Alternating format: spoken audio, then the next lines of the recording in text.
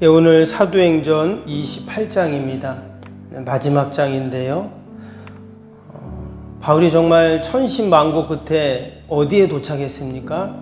로마에 도착을 했습니다. 오늘 말씀을 보니 그가 여전히 죄수의 신분으로, 여기 보면 새 집에 머물렀다. 그래서 가택연금의 상태가 되었다. 이렇게 이제 이야기를 하는데, 어찌하든 그가 지금 로마에 도착했습니다. 로마서 1장에 보면 그가 내가 로마에서 가서 복음을 전하기를 원한다. 그 말씀이 나오거든요. 그래서 그 로마 가기를 원했고, 또 23장에 보면 너가 로마에 가서도 복음을 전하여 하리라. 그 성령님이 말씀하셨는데 그 하나님의 인도하심대로 정말 로마에 왔습니다. 로마까지 오는 그 과정을 보면 참 쉽지 않았어요. 때로는 돌에 맞아 죽을 뻔도 하고, 또 공회 앞에 가서 또 애매한 오해를 받아가지고 변론을 해야 되는 그런 상황도 있었고, 또 바로 27장에서는 어땠습니까? 광풍을 또 만났잖아요. 그래서 오늘 앞부분에 보면 멜리데라는 섬에 표류를 하게 되는 그런 내용도 나왔습니다. 여러분, 지금 바울이 무슨 자기 개인의 일을 하다가 이런 일을 당한 것도 아니고, 또 나쁜 짓을 하다가 이렇게 죄수가 된 것도 아니었어요. 그는 오로지 복음을 전하는, 오늘 마지막 절에 보니까 뭐라 그랬습니까? 31절에 하나님의 나라를 전파하며 주 예수 그리스도에 관한 모든 것을 담대하게 거침없이 가르치더라 그랬죠. 그는 오직 하나님의 나라를 전파하는 그런 사람이었어요. 그럼에도 불구하고 이처럼 그가 그동안 겪었던 그런 어려움들을 보면 정말 어떻게 이럴 수 있을까 할 정도로 참 힘든 길들을 걸어왔습니다. 그럼에도 불구하고 바울은 낙심하거나 절망하는 그런 모습이 없어요. 심지어 오늘 이제 가택연금이 되어서 무려 이태 동안 2년을 넘게 그 셋집에 머물면서 자유가 없이 언제 가이사의 그 재판을 받을지 모르는 그 상황 속에서도 뭐라고 했다고요? 담대하게 거침없이 그 복음을 전했다. 이것이 바로 우리 믿음의 성도들의 모습이요, 또 천국을 소망하는 우리 성도들의 모습인 줄로 믿습니다. 오늘 앞부분에 바울이 표류했던 그 내용에 대해서 잠깐 보면 27장에서 그들이 탄 배가 지중해에서 유라굴로라는 광풍을 만났잖아요. 무려 14일 동안 계속 폭풍과 치고 구원의 여망이 없다 이렇게 고백을 했습니다. 그런데도 바울은 어땠죠? 처음에 사람들이 바울의 말을 듣지 않습니다. 그런데 바울이 그 선장, 또 백부장, 또 선원들 앞에서 여러분 안심하십시오. 하나님이 우리를 지켜주십니다. 우리 로마까지 안전하게 인도하실 겁니다. 그런 믿음의 선포를 하게 됩니다. 근데 정말 그가 말한 대로, 그의 믿음대로 276명 한 명도 다치지 않고 그들이 다 멜리데라는 섬에 표류하게 됩니다. 오늘 말씀에 보면 그 멜리데에 그가 딱 도착했을 때 사람들이 어땠어요? 그들을 잘 맞이해 줬습니다. 아마 그 섬의 원주민들이었겠죠. 근데 거기에 보니까 바울이 부를 때다가 뱀에 물리는, 근데 사람들은 뱀에 물리니까 저 사람은 살인자다 이렇게 또 말을 했어요. 아마 당시에는 그런 일을 당하면 무슨 죄로 인한 것이다 이렇게 생각을 했겠죠. 그런데 어떤 일이 생깁니까? 아무 일도 일어나지 않았어요. 당연히 독사에게 물리면 독이 퍼져 죽을 줄 알았는데 6절에 뭐라고 했습니까? 그들은 그가 붙든지 혹은 갑자기 쓰러져 죽을 줄로 기다렸다가 오래 기다려도 그에게 아무 일이 없음을 보고 돌이켜 생각하여 말하되 그를 신이라 하더라. 앞에서도 바울이 그런 적이 있었죠. 바울 보고 신이다 이런 적이 있었는데 여기서도 지금 또 이런 기적이 일어나니까 신이다 그러는. 원래 바울은 지금 신분이 뭐예요? 죄수의 신분입니다. 그런데 배는 다 파손되고 이제 사람들은 다 바울만 쳐다보고 있을 거 아니에요. 그런 상황에서 그 원주민들이 바울을 보고 또 신이다 그럽니다. 어찌 보면 이제 바울에게는 참 좋은 기회가 생긴 거예요. 더 이상 고생하고 힘든 길을 가지 않아도 신 대접을 받는데 뭐가 걱정입니까? 더욱이 또 그 섬에 추장이 나오죠. 보블리오라는 사람이 나오는데 그 아버지가 열병에 걸렸어요. 그런데 그 아버지의 병을 또 고쳐줍니다. 이것도 대단한 건데 그 이야기를 듣고는 그 섬에 있는 사람들이 병자들이 막 와서 9절 10절에 나오죠. 다른 병자들이 와서 다 고침을 받고 그래서 후한 대접을 받는 그 모습이 나옵니다. 아마 바울이 죄수의 신분으로 또 이전에 그가 복음 전도하면서 다니면서 참 그 힘들고 어려웠던 상황들을 생각하면 지금 바울은 완전히 지금 휴가 온 그런 상태예요. 이보다 더 좋은 때가 없죠. 무려 3개월을 지금 거기 이제 머물게 됩니다. 11절에 보면 석 달 후에 떠났다고 하니까 3개월을 지금 그 멜리데 섬에 머물면서 정말 너무나 꿈 같은 시간들을 보낼 거예요. 신이시여 이러면서 사람들이 따라다니고 막 맨날 먹을 거 갖다 주고. 그런데도 바울은 늘 그의 마음속에는 생각 속에는 뭐가 있어요? 로마에 가서 복음을 전해야 된다. 사명이 그에게 늘 있었던 거예요. 하나님이 주신 꿈과 비전으로 그는 가득하고 늘 하나님의 뜻을 내가 받들어야 되는데 이런 마음이 있어요.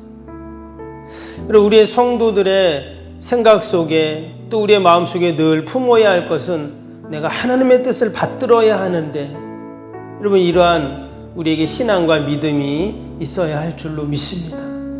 내가 어떤 상황에 있든 광풍을 만나든 내가 신대접을 받든 때로는 내가 돌에 맞아 죽을 뻔하든 어떤 상황이든 내가 하나님의 뜻을 받들어야지. 여러분 이것이 바로 우리 믿음의 성도들의 모습인 줄로 믿습니다. 실제로 전승에 의하면 이 멜리데 섬에 그 보블리오가 이 멜리데 섬에 이제 교회가 세워져요. 바울이 떠난 이후에 거기에 초대 감독이 되었다. 이렇게 전승에는 기록이 되어 있습니다. 그리고 나중에 그 초대교회가 박해가 심할 때 이 멜리데 섬에 수많은 지하 묘소인 여러분 알죠? 카타콤이라고 많이 거기 만들어져 있다는 거예요. 그래서 사람들이 그 멜리데 섬에 와서 피신해서 박해를 피해 피신해서 거기서 지하 묘지를 파서 거기서 생활했다 하는 그런 기록이 또 고고학적인 자료들이 그렇게 나오고 있습니다. 여러분 한 사람이 복음을 전하는 게 이런 것입니다. 그냥 내가 예수님 전한다 이것으로 끝나는 것이 아니라 내가 하나님 나라를 전하고 또 내가 복음을 전하고 또 주님의 뜻을 받드는 이 바울이라는 한 사람을 통해서 그 이후로 수많은 사람들이 예수님을 만나고 복음을 듣고 새 생명을 얻고 천국을 소망하는 이런 귀한 은혜들이 이어지잖아요. 그래서 오늘도 여러분 저와 여러분이 만나는 모든 자들에게 우리가 주님 복음을 전하고 또 우리가 하나님 나라를 위해서 늘 기도하는 저와 여러분이 되시기를 축복합니다. 오늘 마지막 30절, 31절 다시 한번 보시면 바울이 온 이태를 자기 셋집에 머물면서 자기에게 오는 사람을 다 영접하고 하나님 나라를 전파하며 주 예수 그리스도에 관한 모든 것을 담대하게 거침없이 가르치더라. 바울이 이태를 2해를 지금 그 셋집에 거하면서 가택연금이라고 했죠. 자유가 없이 그렇게 로마 군병이 그를 지키고 그러나 또 사람들은 또 그에게 올 수 있었어요. 그래서 사람들이 그를 오면 그들에게 복음을 전하고 하나님의 나라를 전했던 그런 내용을 마지막에 기록합니다. 근데 참 아쉬운 것이 뭐냐면 그가 그렇게 로마에 가고 싶어 했고 또 로마에 실제로 가서 무려 2년 동안 머물면서 이게 지금 복음을 전했다고 나오는데 구체적인 열매에 대해서는 기록을 하고 있지 않아요. 지금 어떻게 이 로마까지 왔습니까? 진짜 광풍 만나고 돌에 맞아 죽을 뻔하고 온갖 모함을 받고 가는 곳마다 막 그를 핍박하고 그런 상황 속에서 로마에 왔는데, 앞에도 나오지만 그 26절 27절에도 보면 사람들이 복음을 듣기는 들어도 도무지 깨닫지도 못하고 또 알지도 못하고 그 마음이 우둔해지고 귀가 둔해서 눈을 감고 이사야서 말씀을 이렇게 인용을 하면서 참 이 복음 전파의 길이 얼마나 어려운가라는 것을 지금 이야기를 하고 있어요. 그런데도 뭐라고요? 31절에 담대하게 거침없이 복음을 전하고 있죠.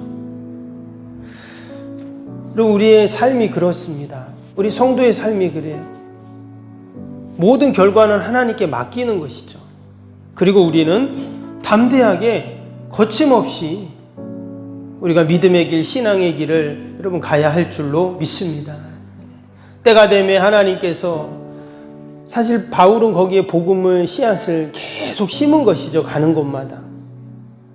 그런데 시간이 지나니 그 씨앗이 어떻게 됐어요? 나중에는 다 꽃이 피고 열매가 맺히는 그런 은혜들이 있었습니다. 어찌 보면 저와 여러분들은 복음의 씨앗을 계속 심어야 돼요. 그래서 우리 가정에, 자녀에, 또 우리 이웃들에게, 우리 지역에 우리가 계속 복음의 씨앗을 담대하고 거침없이 우리가 뿌리고 심을 때, 때가 되면 반드시 하나님께서 아름다운 열매로 그렇게 보답해 주실 줄로 믿습니다. 우리 주신 말씀 생각하면서 우리 오늘 수요일 기도 함께 하겠습니다.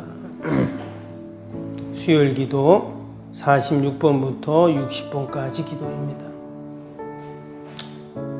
신실한 그리스도의 제자를 끊임없이 재생산하는 생명의 공동체가 되게 하옵소서. 아멘. 주님의 마음으로 성도들을 섬길 수 있는 평신도 지도자들이 세워지게 하옵소서. 아멘. 세워진 평신도 지도자들이 자신의 은사를 따라 교회를 섬기게 하옵소서. 아멘. 부흥의 새 시대를 준비하며 다음 세대를 책임지는 교회가 되게 하옵소서. 아멘. 복음의 능력으로 통일한 국가 글로벌 시대를 감당할 다음 세대를 준비하게 하옵소서. 아멘. 다음 세대들이 성경적인 가치관으로 무장되어 열방을 품고 나아가게 하옵소서. 아멘. 우리 아이들이 지성과 감성과 영성을 겸비하여 새 시대의 부흥의 주역이 되게 하옵소서. 아멘. 이웃들을 목자의 심정과 긍휼의 마음으로 품고 사랑으로 섬기게 하옵소서. 아멘. 교회가 지역사회의 주민들의 소통의 장소로 아름답게 사용되게 하옵소서. 아멘. 흥김의 자리에 있게 하시고 지역의 자랑이 되는 교회가 되게 하옵소서. 아멘. 지역교회와 협력하여 함께 부흥하고 포항성시와의 쓰임받게 하옵소서. 아멘. 온 성도들에게 구령의 열정이 불타게 하시고 영원구원에 힘쓰게 하옵소서. 아멘. 주님의 지상명령을 수행하며 주님의 소원을 이루어 드리는 교회가 되게 하옵소서. 아멘. 세계복음화를 위해 더 많은 선교사와 선교지를 품고 섬기게 하옵소서. 아멘. 새성경 건축이 열방의 구원을 위해 거룩한 선교센터가 되게 하옵소서. 아멘. 예수님의 이름으로 기도합니다. 아멘. 사랑과 은혜가 충만하신 하나님 아버지, 바울이 드디어 로마에 도착을 합니다. 그러나 그는 죄수의 신분으로 가택연금으로 자유가 없는 모습입니다. 무려 2년 동안 그곳의 셋방에 머물며 아버지 복음을 전하는데, 그러나 여전히 그가 거침없이 담대하게 하나님의 나라와 주의 복음을 전했던 모습을 보면서, 하나님, 내가 어떠한 형편에 있든 어떠한 처지에 있든 하나님, 우리가 늘 주의 복음을 전하는 자들이 되게 하여 주옵소서. 때가 되매 하나님 반드시 열매를 맺게 하시고 하나님께 영광을 돌리는 저희들 다 되게 하여 주옵소서. 하나님 귀한 새벽에도 또 많은 기도의 제목을 가지고 나왔습니다. 나라 민족과 교회와 이웃과 또 우리 사랑하는 자녀들 다 올려드리오니 하나님께서 함께 하시고 선하게 하나님 인도하여 주옵소서. 하나님 태풍이 올라오는데 큰 피해 없게 하여 주시고 아버지 무사히 잘 지나가게 하여 주시고 이러한 어려운 가운데 우리가 더 하나님 의지하고 하나님 바라보는 저희들 다 되게 하여 주옵소서. 오늘 아동부 아버지 또 연합 캠프에서 돌아오는데 또 가는 길 하나님 안전하게 지키시고 우리 어린 생명들 다음 세대들이 아버지 하나님 만나고 하나님 잘 섬기는 우리 아이들 되어지도록 축복하여 주옵소서. 오늘도 우리 환우들 연로하신 어르신들 늘 돌봐주시고 이 무더위와 또 아버지 이 태풍 속에서도 하나님께서 늘 강건하도록 하나님 함께하여 주옵소서. 귀한 새벽에도 우리의 모든 기도의 제목 마음의 소원들 하나님 다 들으시고 놀라운 응답으로 함께하여 주옵소서. 예수님의 이름으로 기도하옵나이다. 아멘. 하늘에 계신 우리 아버지, 아버지의 이름을 거룩하게 하시며 아버지의 나라가 오게 하시며 아버지의 뜻이 하늘에서와 같이 땅에서도 이루어지게 하소서. 오늘 우리에게 일용할 양식을 주시고 우리가 우리에게 잘못한 사람을 용서하여 준 것 같이 우리 죄를 용서하여 주시고 우리를 시험에 빠지지 않게 하시고 악에서 구하소서. 나라와 권능과 영광이 영원히 아버지의 것입니다. 아멘.